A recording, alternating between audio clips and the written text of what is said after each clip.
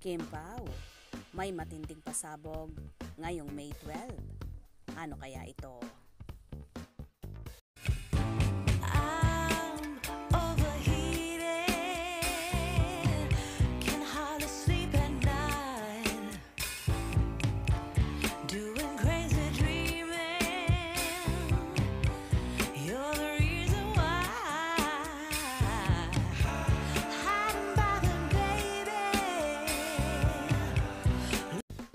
Nag-post ang pamunuan ng Dreamscape Entertainment sa kanilang Facebook account. Ayon nga sa naging caption, OMG, ano kayang meron? Abangan this 05/12/24. Hashtag Kim Pao announcement. Hashtag Kim Pao. Mababasa naman ang my announcement ang Kim Pao. Abangan 05/12/24. Sobrang excited na nga ng Kim Pao supporters sa magiging pasabog ng Chupaw at inaabangan na nga nila ito. Big question mark naman sa iba ang naturang post na yon ng Dreamscape at marami tuloy ang naghihinala.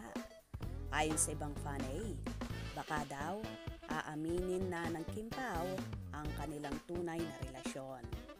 Ang ilan naman sinasabing baka i-announce ang gagawing new serye with Don Solweta at Albert Martinez at ang napapabalitang movie with Miss Claudine Barreto naman.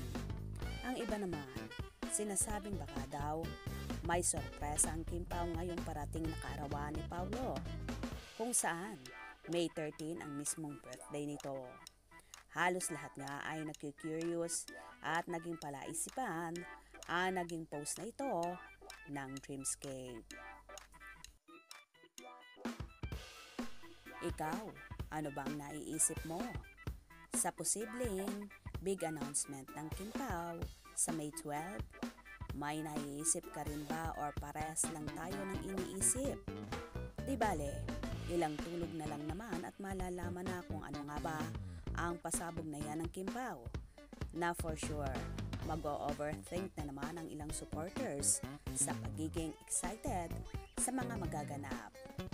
Hais, kaloka naman talaga ang Kim Pao at napakaraming pa-suspense effect. Sana kasama sa May 12 ang mag-reveal ng real status nila para maging happy naman ang kanilang mga supporters. Kaya naman tumutok at huwag na huwag pahuhuli sa mga maiinit na kaganapan. Anong inyong magiging reaksyon sa video ito? Comment below.